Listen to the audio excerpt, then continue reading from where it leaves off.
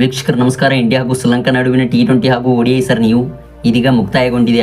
ಹೌದು ವೀಕ್ಷಕರೇ, ಟಿ20 ಸರಣಿಯಲ್ಲಿ ಭಾರತ ತಂಡವು ಗೆದ್ದುಕೊಂಡರೆ ಇತ್ತ ವೀಕ್ಷಕರೇ ODI ಸರಣಿಯನ್ನು ಶ್ರೀಲಂಕಾ ಪಡೆಯು ಗೆದ್ದುಕೊಂಡಿತು. ಹೌದು, ಲಂಕಾ ತಂಡದ ಸ್ಪಿನ್ ದಾಳಿಗೆ ಭಾರತ ತಂಡವು ನಲಗಿ ಹೋಯಿತು. ಆದರೆ ವೀಕ್ಷಕರೇ, ಟಿ20 ಸರಣಿಯಲ್ಲಿ ಸೂರ್ಯಕುಮಾರ್ ಯಾದವ್ ಅವರ ನೇತೃತ್ವದಲ್ಲಿ ಲಂಕಾ ಪಡೆಯು ವೈಟ್ ವಾಶ್ ಆಗಿ ಹೋಯಿತು. ವೀಕ್ಷಕರೇ, ಟಿ20ಯಲ್ಲಿ ಭಾರತ ತಂಡವು ಸೇಡು ತೀರಿಸಿಕೊಂಡರೆ ಇತ್ತ ODI ಸರಣಿಯಲ್ಲಿ ಶ್ರೀಲಂಕಾ ತಂಡವು ಸೇಡು ತೀರಿಸಿಕೊಂಡಿತು. ಆದರೆ ಇದೀಗ ಭಾರತ ತಂಡವು ಶ್ರೀಲಂಕಾ ವಿರುದ್ಧದ ಟೆಸ್ಟ್ ಪಂದ್ಯದಲ್ಲಿ ಮೊದಲ ಇನ್ನಿಂಗ್ಸ್ನಲ್ಲಿ ಭಾರತ ತಂಡವು ಅಬ್ಬರಿಸಿದೆಯಾ? ಹಾಗಿದ್ದರೆ ಈ ಹಿಂದಿನ ಪಂದ್ಯಗಳ ವರದಿಯನ್ನು ತಿಳಿಯುವುದಕ್ಕಿಂತ ಮುಂಚಿತವಾಗಿ ನೀವು ನಿಜವಾದ ಟೀಮ್ ಇಂಡಿಯಾ ತಂಡದ ಅಭಿಮಾನಿಗಳಾಗಿದ್ದಲ್ಲಿ ದಯವಿಟ್ಟು ಈಗಲೇ ವಿಡಿಯೋಗೊಂದು ಲೈಕ್ನ ಮಾಡಿ. ಹಾಗೆ ವೀಕ್ಷಕರೇ, ಮುಂಬರುವಂಥ ಟೆಸ್ಟ್ ಚಾಂಪಿಯನ್ಶಿಪ್ನಲ್ಲಿ ಭಾರತ ತಂಡವು ಗೆದ್ದು ಬೀಗಲಿದೆ ಎಂದರೆ ದಯವಿಟ್ಟು ಕಮೆಂಟ್ ಮಾಡಿ ತಿಳಿಸಿ.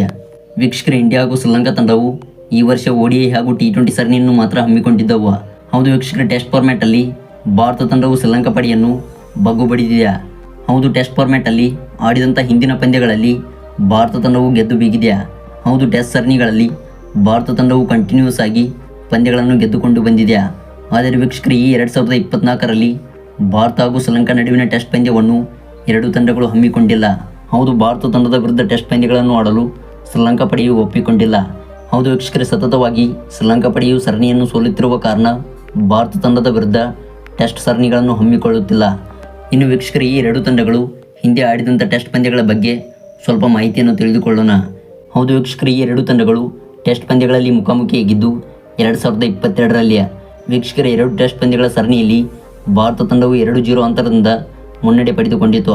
ಹೌದು ವೀಕ್ಷಕರೇ, ಮೊದಲ ಟೆಸ್ಟ್ ಪಂದ್ಯದಲ್ಲಿ ಭಾರತ ತಂಡ ನೀಡಿದಂಥ 574 ರನ್ಗಳ ಗುರಿ ಬೆನ್ನಟ್ಟಿದ್ದ ಶ್ರೀಲಂಕಾ ಪಡೆಯು ಮೊದಲ ಇನ್ನಿಂಗ್ಸ್ನಲ್ಲಿ 174 ರನ್ಗಳಿಗೆ ಆಲ್ಔಟ್ ಆಯಿತು.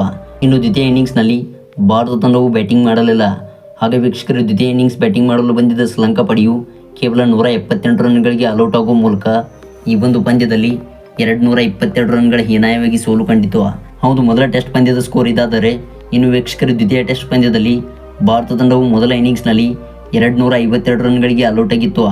ಇನ್ನು ವೀಕ್ಷಕರೇ, ಈ ಒಂದು ಗುರಿಯನ್ನು ಬೆನ್ನಟ್ಟಿದ್ದ ಶ್ರೀಲಂಕಾ ಪಡೆಯು ಕೇವಲ 109 ರನ್ಗಳಿಗೆ ಆಲ್ಔಟ್ ಆಯಿತು. ಇನ್ನು ವೀಕ್ಷಕರೇ, ಈ ಒಂದು ಪಂದ್ಯದಲ್ಲಿ ದ್ವಿತೀಯ ಇನ್ನಿಂಗ್ಸ್ ಆರಂಭಿಸಿದ ಭಾರತ ತಂಡವು 303 ರನ್ಗಳಿಗೆ ಡಿಕ್ಲೇರ್ ತೆಗೆದುಕೊಂಡಿತ್ತು. ಹಾಗೆ ಶ್ರೀಲಂಕಾ ಪಡೆಗೆ ಒಟ್ಟಾರೆಯಾಗಿ 447 ರನ್ಗಳ ಟಾರ್ಗೆಟ್ ಕೊಟ್ಟಿತ್ತು. ಇನ್ನು ಈ ಒಂದು ದ್ವಿತೀಯ ಟೆಸ್ಟ್ ಪಂದ್ಯದಲ್ಲಿ ಈ ಒಂದು ಗುರಿಯನ್ನು ಬೆನ್ನಟ್ಟಿದ್ದ ಲಂಕಾ ಪಡೆಯು ಕೇವಲ 208 ರನ್ಗಳಿಗೆ ಆಲ್ಔಟ್ ಆಗುವ ಮೂಲಕ ಈ ಒಂದು ಪಂದ್ಯದಲ್ಲೂ ಕೂಡ 238 ರನ್ಗಳ ಹೀನಾಯವಾಗಿ ಸೋಲುಕೊಂಡಿತು.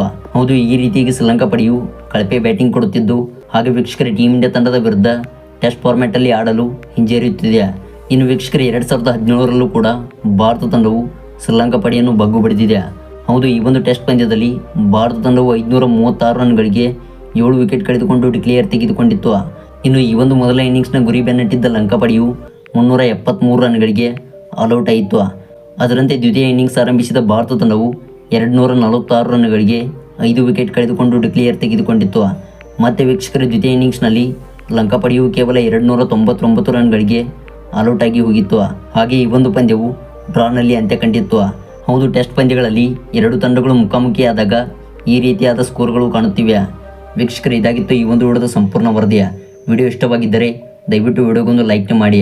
ಹಾಗೆ ನಮ್ಮ ಚಾನಲ್ನ ಈಗಲೇ ಸಬ್ಸ್ಕ್ರೈಬ್ ಮಾಡಿಕೊಂಡು ನೋಟಿಫಿಕೇಷನ್ನ ಆನ್ ಮಾಡಿಕೊಳ್ಳಿ.